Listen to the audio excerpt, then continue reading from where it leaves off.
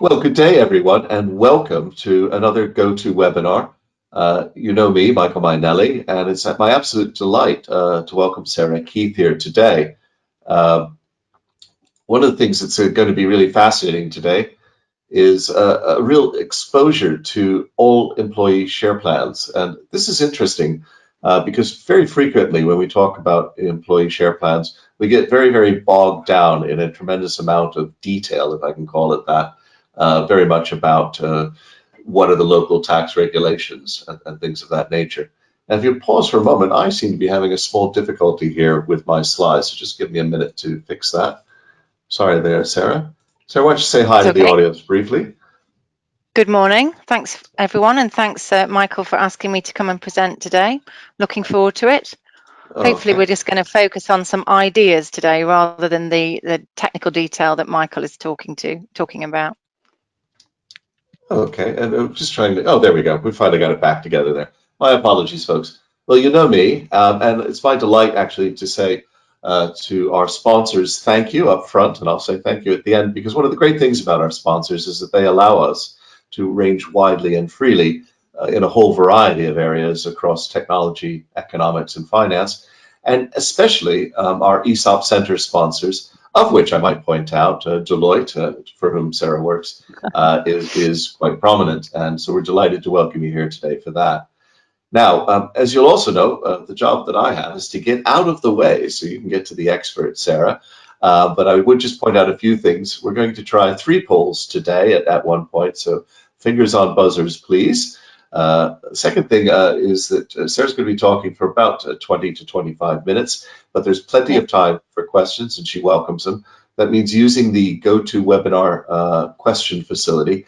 If you email Sarah or me a question, guess what? We won't see it until we finish because we're here with you.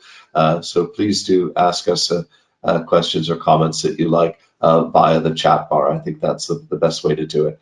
So with that said, Sarah, if you don't mind, I'm going to hand the control to you.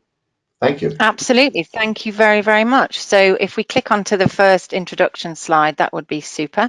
Thank you. Okay, so let's set the scene. As you know from the invitation, the focus of today's session is to look at how we might use all employee plans to recognise and reward the contribution employees have made during the current pandemic, and to re-engage the workforce as we move back to some form of normality, whatever that might look like, and look to the longer term. So next slide, please, Michael. We are all aware of how the crisis has already affected many aspects of pay and reward, and there's likely to be a renewed focus on this in the autumn when the government's coronavirus job retention scheme comes to an end. Companies will now be considering to what extent their current staffing arrangements need to change. For example, whether they're able to bring all furloughed employees back to work, or whether there will be a need for redundancies or other changes to pay or to benefits or working hours on a longer term. Even this morning, the radio news painted a bit of a gloomy picture with the expectation that between 10 and 20% of staff will ultimately lose their jobs. The areas of focus from a share incentives perspective can really be divided into 2 distinct parts. So far, the impact of share price fluctuations on both new and existing awards, and secondly, the changes to employment parameters. Of these concerns, share price movement was probably the higher profile of the 2 at the start of the pandemic. Many clients were having to decide whether to grant awards on normal timetable and subsequently protect against windfall gains, or to defer grant until the share price had hopefully recovered. Companies were also contemplating how best to relaunch underwater Sharesave and manage withdrawal from existing arrangements without incurring significant accounting costs or problematic dilution. HMRC too has been working to help people stay in these tax advantage share plans on furlough, and extending Sharesave payment holidays and grandfathering CSOPs are just 2 of those ways they're helping. The change in employee status, however, to me is actually the wider reaching of these 2 issues, with an impact across a much broader employee base. There are currently 9.4 million employees on furlough, whilst many other employees have taken voluntary cuts in working hours and/or pay, or have even taken unpaid leave. It's a tough time to be an employee in the UK at the moment, and so businesses need to consider ways in which all employee arrangements might be used to re-establish that link between employer and employee and create real value, not just in financial terms anymore, but also in terms of appreciation, recognition, and support. So what have we got to work with? What is in our toolbox? There are already a number of tax advantaged arrangements in the UK, and they've been operating for a long time.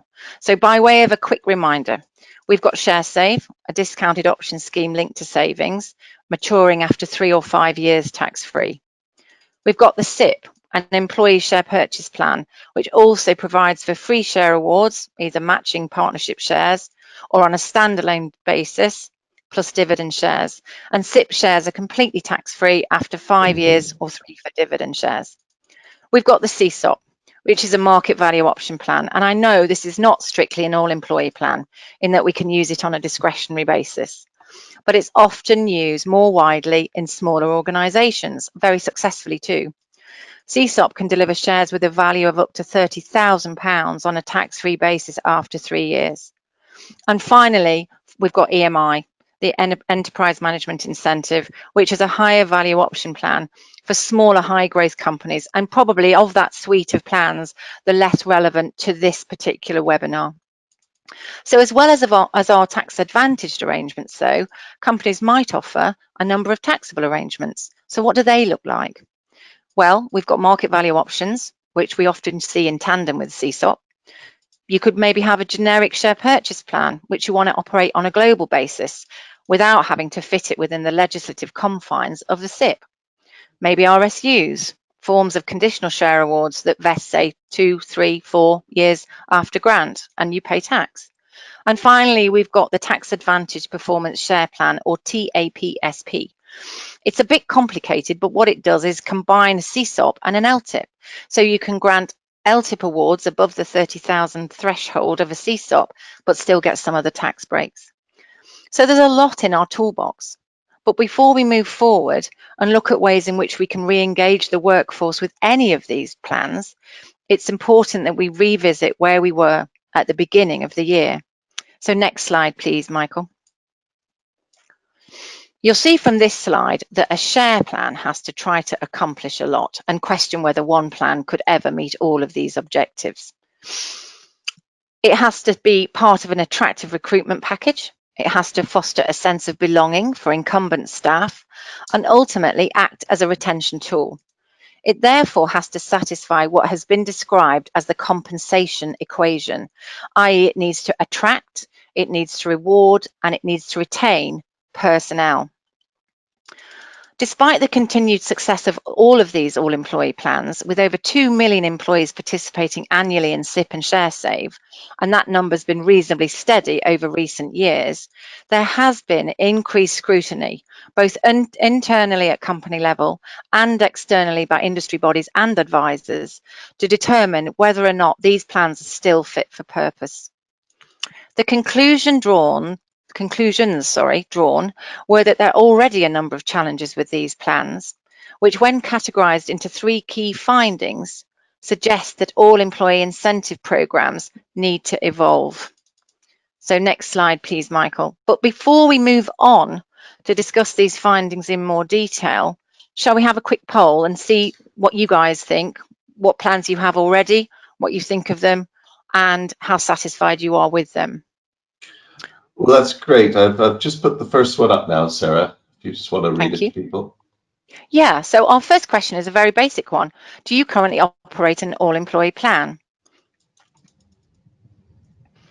And this can be for just your UK employees, and as you'll see in a moment, we're going to ask if you extend them overseas.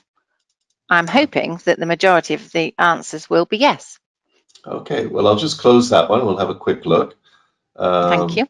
And here we go. And you're going to love this. It's almost impossible to believe. 50-50. Crikey, now I wasn't expecting that outcome. Okay. Nor was I. Maybe we can persuade the no's to become yeses by the end of the presentation. think the Brexit vote was more conclusive. All right, then. And here we go to our second question of three. And if you want Okay, to so read that one out. really, yeah, this is only going to apply to the individuals who voted yes in the first one, but let's see where this comes out. So of those people, do you operate your plan in the UK, or has it got any form of global element? And now I have no idea how this might come out, bearing in mind the answer to the first one. Well, we have an extremely honest crowd out there because guess what? Just 50% of them voted. And here we go. Oh, great. So let me share the result. Okay. Ah, that is Great. interesting. Okay. Well, I'm hoping that, you know, the majority of what I'm talking about today is focusing on the UK, but you'll see as we go on, there is definitely sort of an overseas angle to it as well. And finally, launching the third one. Do you want to read Yeah, that out? I do. So of the people operating plans, then to what extent do you believe that your current arrangements satisfy that compensation equation? So attract, reward, retain.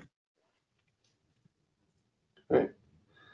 Just giving a couple more seconds here to get the votes in. Thank you.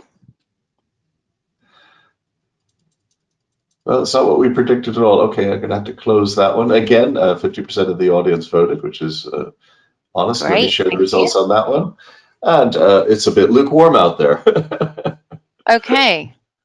And that is more of where I thought we might be. And so that's really interesting. And I hope then that what we're going to go on to talk about has some resonance for individuals on the call. Thank you for doing that. And thanks, guys, for taking part in it. Okay, so Michael, can we move to our next slide and see what we do with that information, please? That's a great idea. Let me just a moment here Yeah, as I'm it's okay. trying to get the screen again.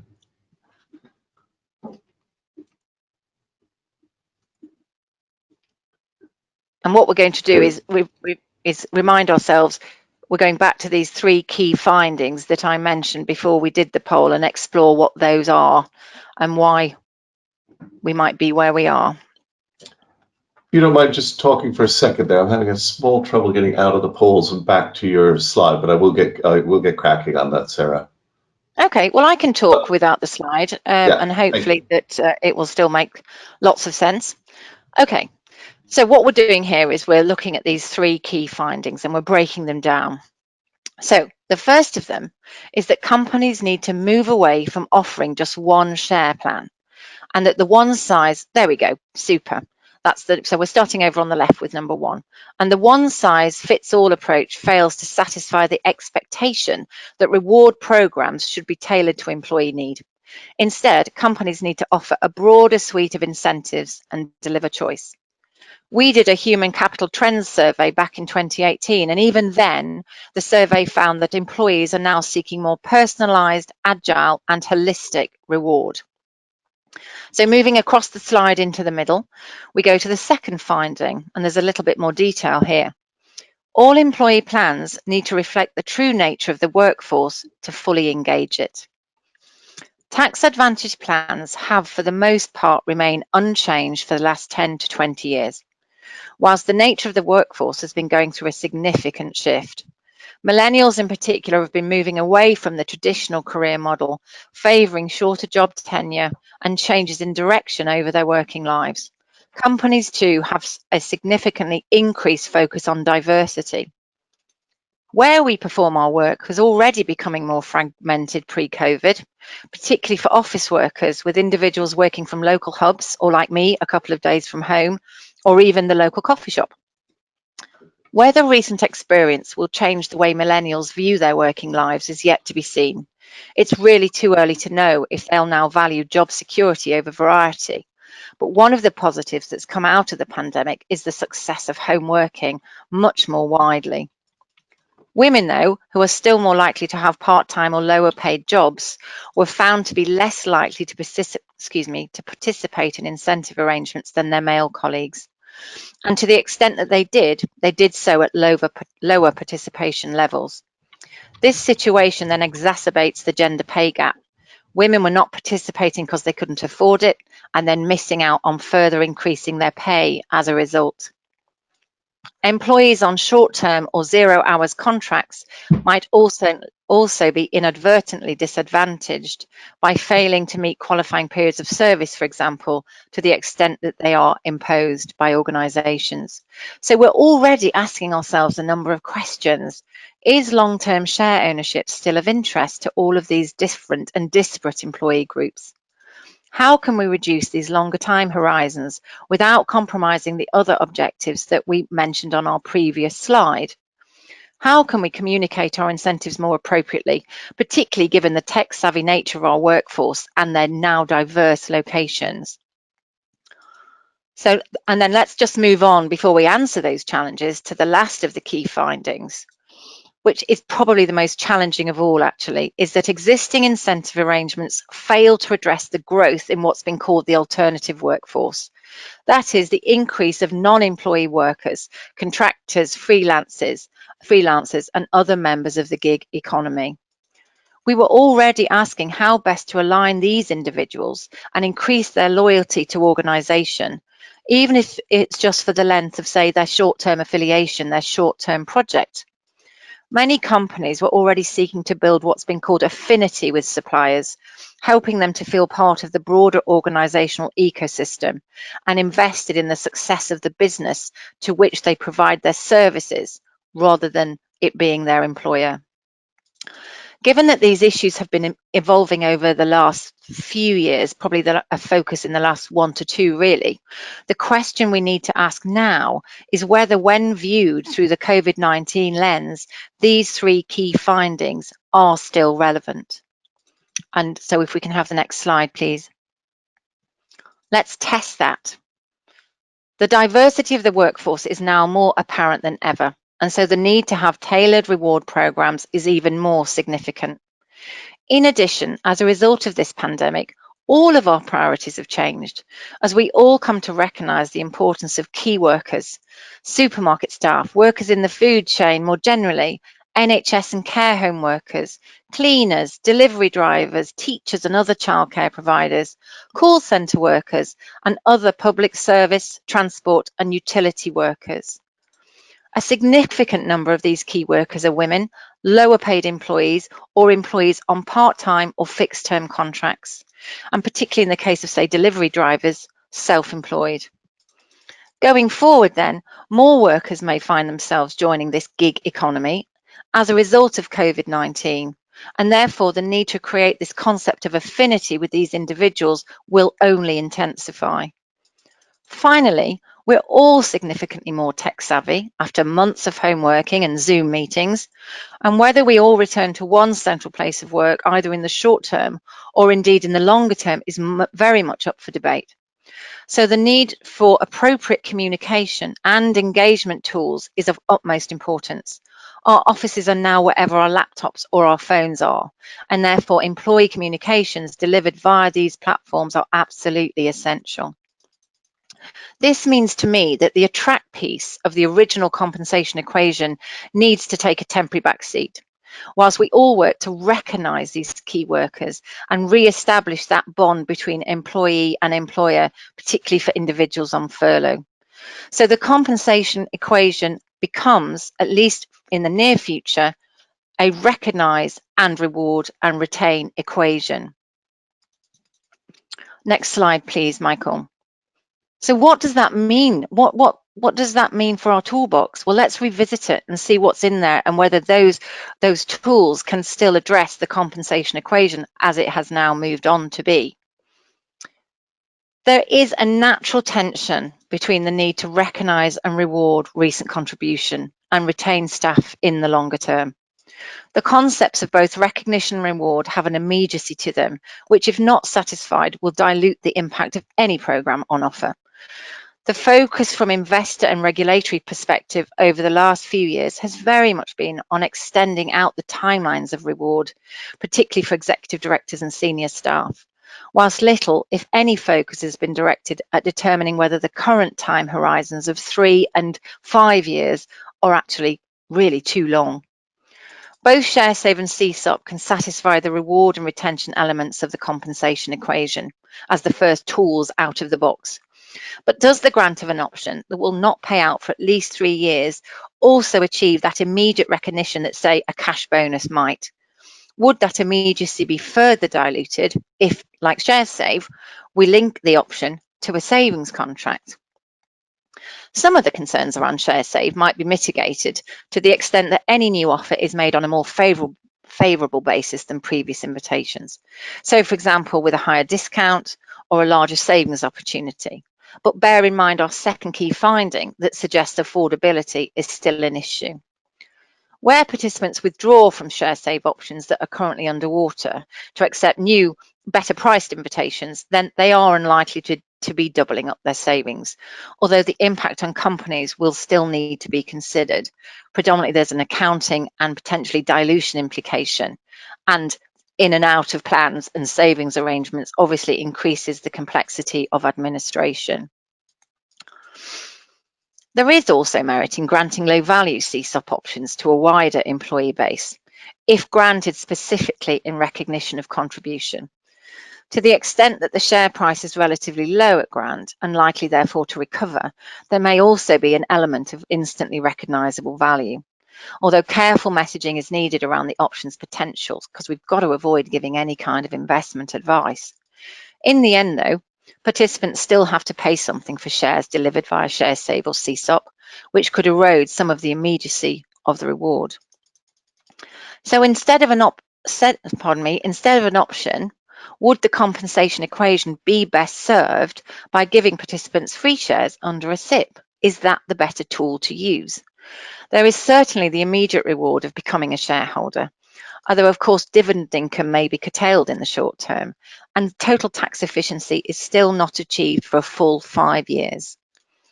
Combining an award of free shares with an offer to take up, say, the other SIPP elements, partnership, matching, dividend shares, may in fact deliver a more balanced tax-advantaged incentive, particularly given the earlier findings that participants are looking for a more personalised experience.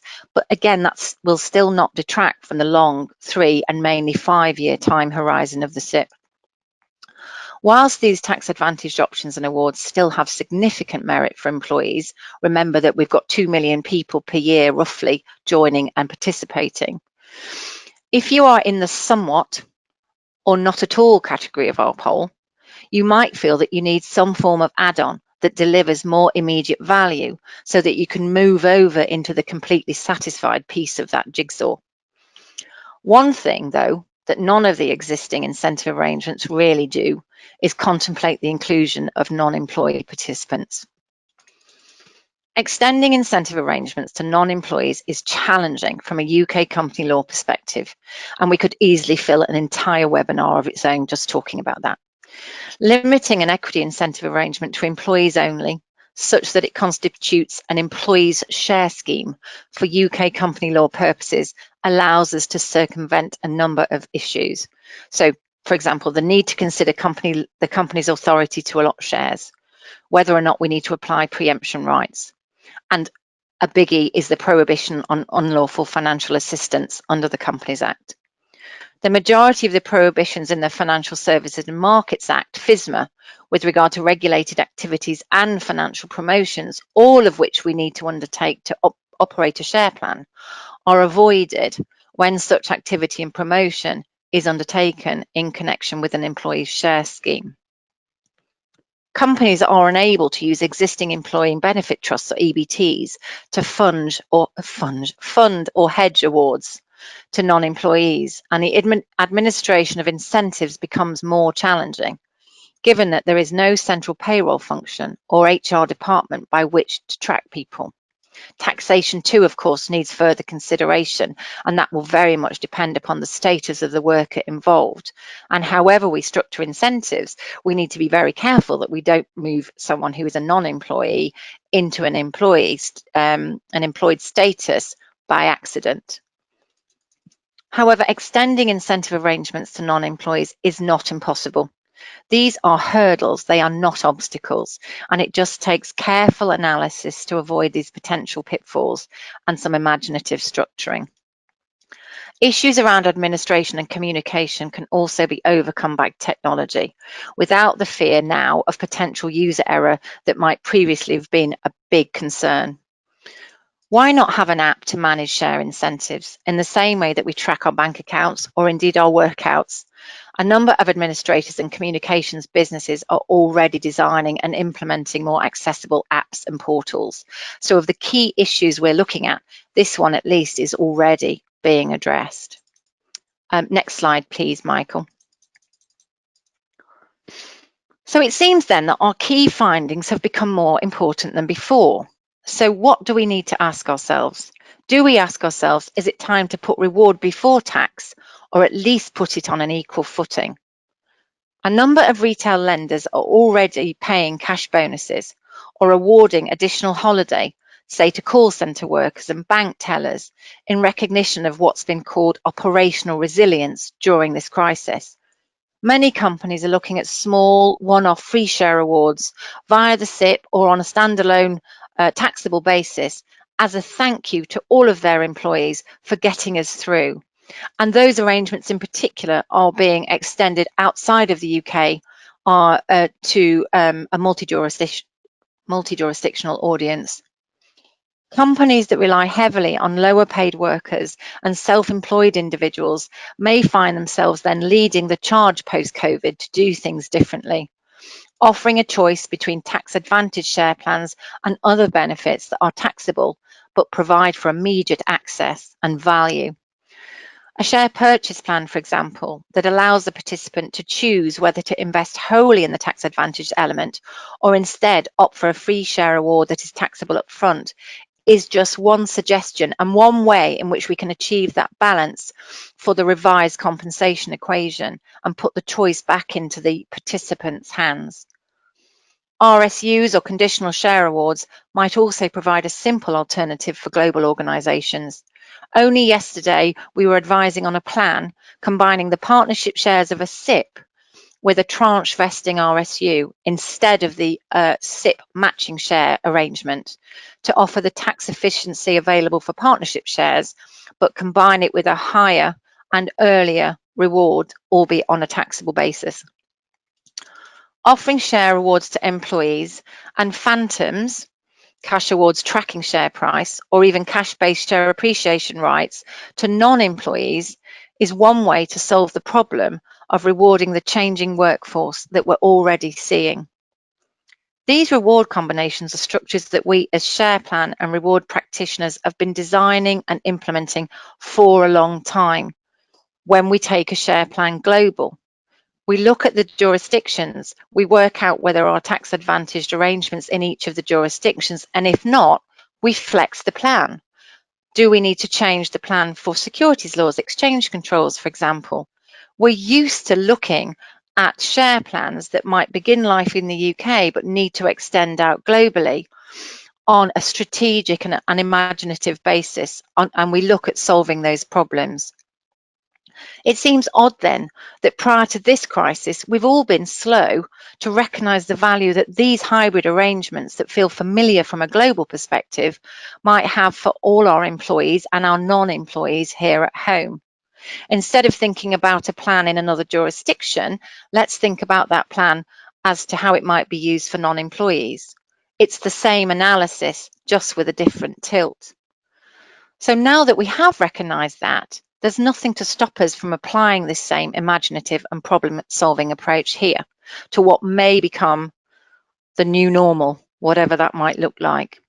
So my last moment of this talk is to say, let's watch this space. Thank you. Well, thank you. Have some questions. Indeed, Sarah, and you've got a question slide, but I think this slide is much more inspirational, and I'd like to leave it up. You've ranged widely, and you've asked some very deep questions, and you've forged a new verb, to funge. Yes, sponge, I love it. I'm going to be using that constantly. What a good one. Now, we've got a few questions out here, and frankly, I've got quite a few too, but let's start with one. This is actually from Fred Hackworth. Fred is the editor of Newspad, the ESOP Center's monthly news report. And Fred is saying, when Gordon Brown announced the introduction of the SIPP, then called the AESOP, like Aesop's Fables, he Yes. installed a clause allowing companies to choose a high-performing unit on the shop floor or in the office and reward them with performance-based free shares. That was because the then chancellor wanted to improve the UK's poor productivity record. Why is it Okay. that relatively few companies use this facility within the SIPP today? Okay. And I do remember it being a ESOP. It's a good question. I think of all the SIPs that I've put in over the last 20 years, we've seen maybe 2 or 3 putting the performance element into the free share piece. I think people think it's too complicated, and I think people think it immediately detracts from the balanced and equitable nature that a SIP is supposed to provide. We're all in this together. We all have the same opportunity. And whenever we've broached the subject of putting in the performance measures, the reaction from clients has been, but I think that will put people off. It will change the nature of the thing from being a generic reward that everyone deserves to participate in to being one that is going to be having an eye on performance. Well, Fred's got a rejoinder to that. He says, why are they running away from awarding performance-based free shares for the rank and file employee when they are more than happy to award them to executives? I think that's the whole point, actually. Yeah. I think that, and I think this crisis has really exacerbated this. That in the good times, the executives and the senior employees do well, and therefore in the bad times, if those individuals need to take a bit of a haircut, question whether it's as painful as it is for the sort of more generic, lower paid employee base. And I think it's that very differentiator that puts people off using performance. It's saying, look, we're putting those guys under scrutiny because they get a lot of money. We're not going to do that to you. I'm happy to be proved wrong, but that's my take on it. Well, I think you're right. This is the great opportunity to change this, and I think there's a global trend going. We've seen in the United Nations Sustainable Development Goals number of SDG 10, this idea of really galvanizing everybody, financial inclusion, employee participation. Um, Now, you mentioned you've done a number of schemes over the years, but you'd only seen about 2 that it uses. Could you give the audience a flavor of how many schemes you've done? Oh gosh. Well, I've been doing this for over 20 years, 10 years at Linklaters and 11 years at Deloitte. So no, but a lot. I imagine we put in all employee plans maybe between 6, 10, 12 a year, Okay. and probably more Sharesave than SIPP, although that's swinging back to SIPP at the moment. It's very, very cyclical, actually. I think Sharesave is still seen as the plan that is easier to communicate. I think the different elements of a SIPP are still seen as potentially confusing. We see a lot of SIPP action on float when people want to give a free share award immediately on listing and then have some longevity and say a partnership share piece with a match, something like that. And SIPPs are, but when we go global, that's when we lose Sharesave. SIPP is much better to take globally because the concept of an employee share purchase plan is a much more global concept, and we can bolt on, say, a 423 in the US, and matching shares, etc., and everywhere else. So it swings. That's very helpful. And just on that, are there particular jurisdictions that really give you some sticking points? I mean, is Yes. France? Yeah. What are some of the tougher jurisdictions? It depends what the toughness is from. So if you think about offering shares into jurisdictions, your first port of call is whether or not we've got a securities law issue. Do I need a prospectus, or is there an exemption? And actually, over the years that I've been doing this, that has got easier. So we've either got EU PR for our EU jurisdictions, or we've got 701 in the US. We've got some bit of basic action maybe in Australia. Russia, even now, I think from memory, is easier. China, we have exchange controls, but none of these things are insurmountable. There is an appetite versus effort sort of equation to test oneself against. If you've got one person in China, you don't want to do a safe application, you just do cash and you keep it all, you know, onshore. So there are securities laws, exchange control issues. One of the things that is more tricky to solve actually are labour law issues. So in a lot of the South American countries and in European countries, employee protections are very, very high. And so even if you've got lever rules in plans, I know I'm going slightly off piece from the tax advantage plans, but the generic problems are, you know, how enforceable are your good and bad lever provisions so that you can take away share awards for someone who is deemed to be a bad lever and not include it in any kind of termination payment, for example. You know, malice and clawback, particularly tricky, not pertinent for all employee plans at the moment. But if we were going to do this hybrid combo, question whether we see that. But labour law is something that is more, it's the risk. You need to understand the risk. You can't solve it. You can't take it away completely. You can only address it and be as clear as you can in your documentation, for example. So it very much depends on the type of the plan and the jurisdiction. But all of these things are manageable. You know, we take share plans globally all the time from 2 to 3 jurisdictions to 120, 150 jurisdictions. And it's all, none of it's insurmountable. Well, we do have a bit of an international audience, as you gathered. So I've got Ian in Ottawa.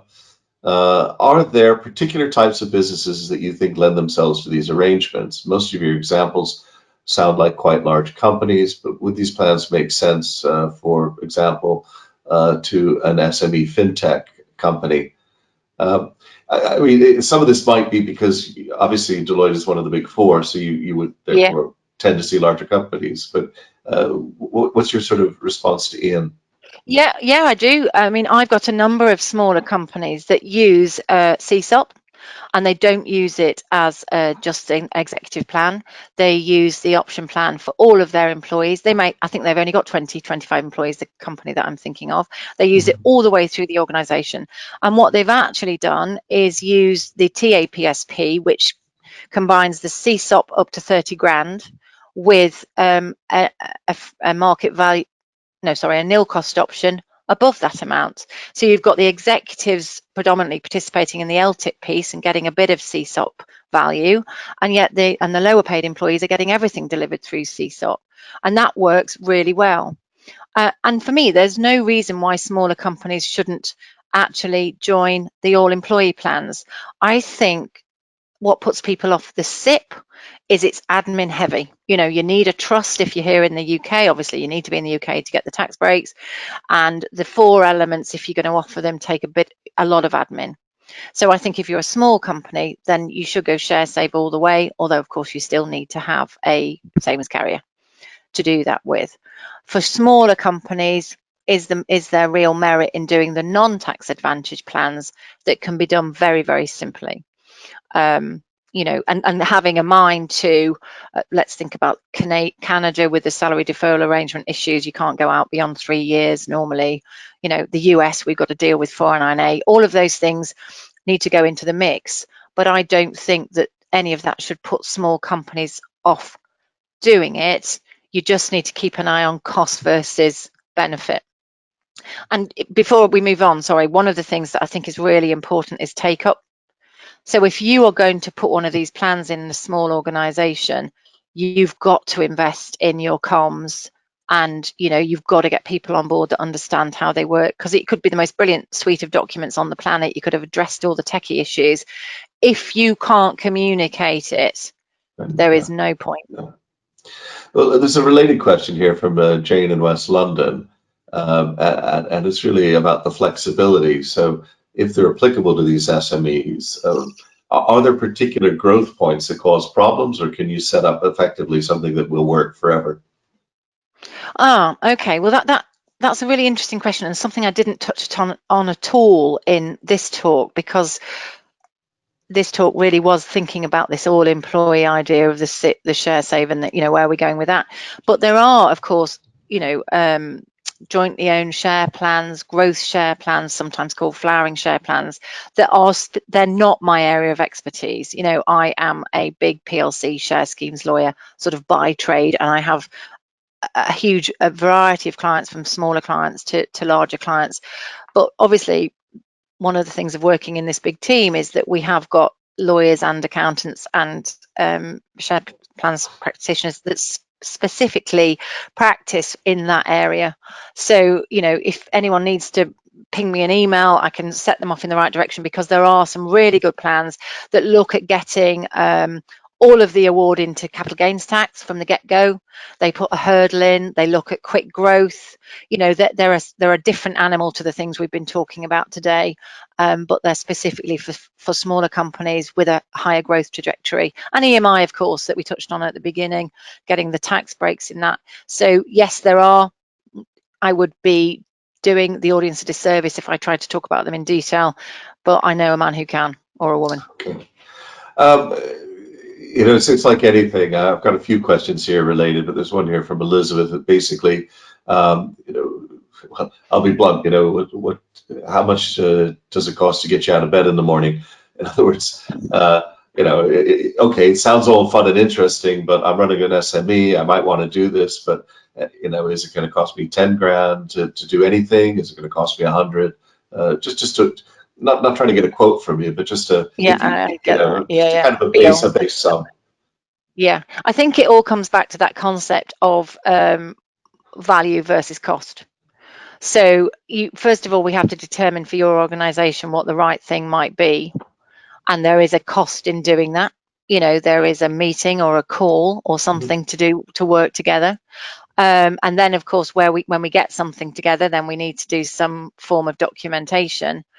But really, I can't give you a ballpark figure for that, because it's so dependent on what you want. What's the level of detail in the comms? You know, do you want us to help with the comms? Are you going to do that yourself? We can do the absolute basics. And then where are you going with it? And one of the questions to ask is very much how sophisticated is your audience? You know, what level of detail does your employee or non-employee base need to be able to understand this? So I remember doing massive rollouts where we did posters. You know, this was in the days before apps. We did posters, we did road shows, because the target audience was perhaps not as financially savvy as some of the people we're talking about here. If you've got a financially experienced audience, they don't need that much hand holding, you know, and you can just put something in that's very simple. But I think the first thing that everyone should do is some form of cost value analysis. You know, is this really worth it for me to put an arrangement into my organization? But question how you cost value the ultimate benefit of that engagement feeling, and, you know, I'm in the gang. We're running out of time, and I'm actually catching a number of people thanking you, but I'm going to try and squeeze 3 questions in, and it's a bit sad because they're big ones.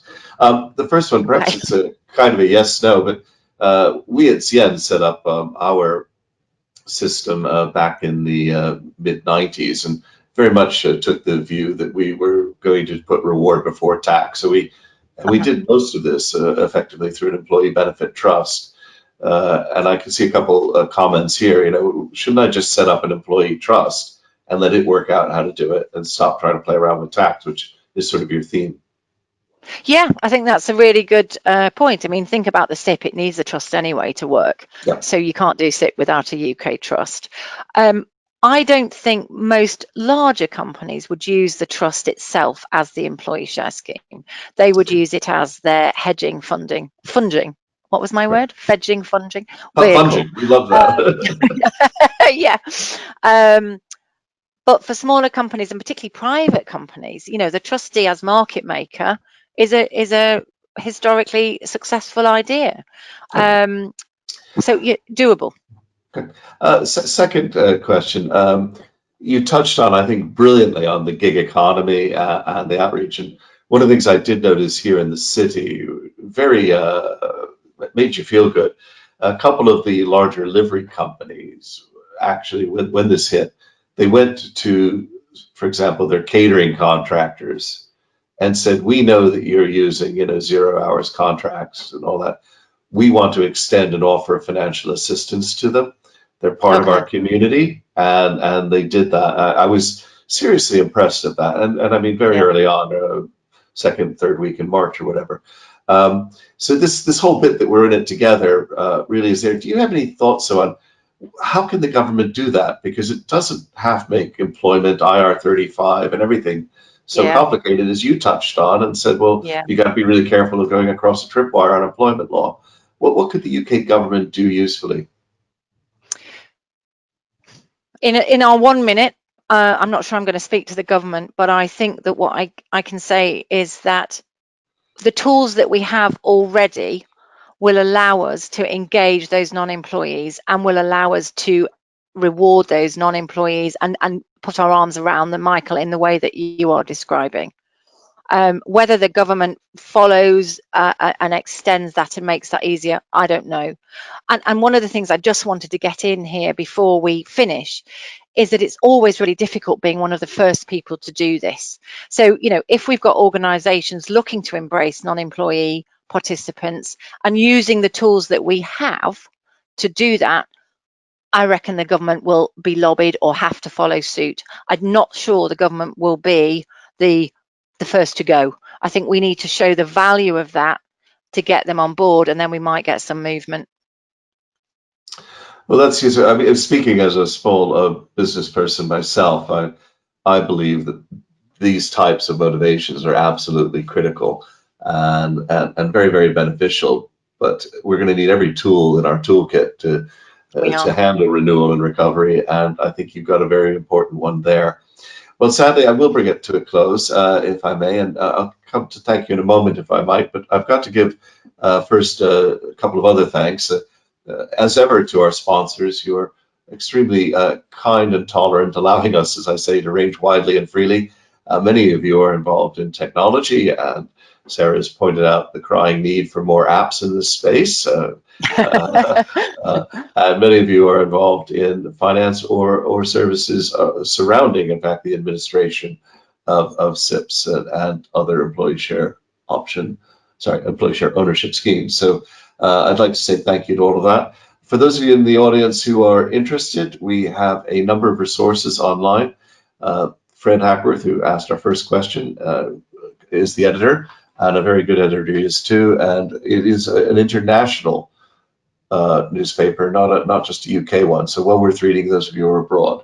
We also produce a number of bulletins as part of FS Club. These are free bulletins coming from a large number of curated sources. And naturally, we have one on employee share ownership, and we also have one on Sustainable Development Goal 10. So very related to things. I'd also like to thank you, the audience. We have an interesting week ahead of us. Tomorrow we'll have David Seidel talking about securities class actions, really deep in the governances of tort recovery. It'll be really exciting. He's going to give you some financial numbers too. Then we're going to be looking next week again at share valuation. Oh, sorry, shares, but share valuation itself. We've got a really interesting one on the magic money trees and the new public-private dynamic, which is going to be hopefully coming in from Brussels. And finally, next Friday, another visit to AML, but this time a look at anti-money laundering and technology. So all here, as ever, on the website. But most importantly, Sarah, the thanks is to you for such a well-considered presentation. You encompass the entire world of employee ownership, which I appreciated. Unfortunately, in this age of COVID-19 and lockdown, I'm unable to easily let the audience give you their applause, although, as I said, the comments are coming in. But I will reach to my Buddhist Korean applaudometer and give you, on behalf of the audience, a warm thank you. Thank you so much, and we hope to have you come back, because I see this as an evolving subject of how we make this. As you point out, we've got to cut through simply. We can still do it today, but we could make it so much more effective if we could get rid of some of the complexity. So thank you so much for your time. Thank you. So goodbye, everyone, and we'll see you soon. Bye.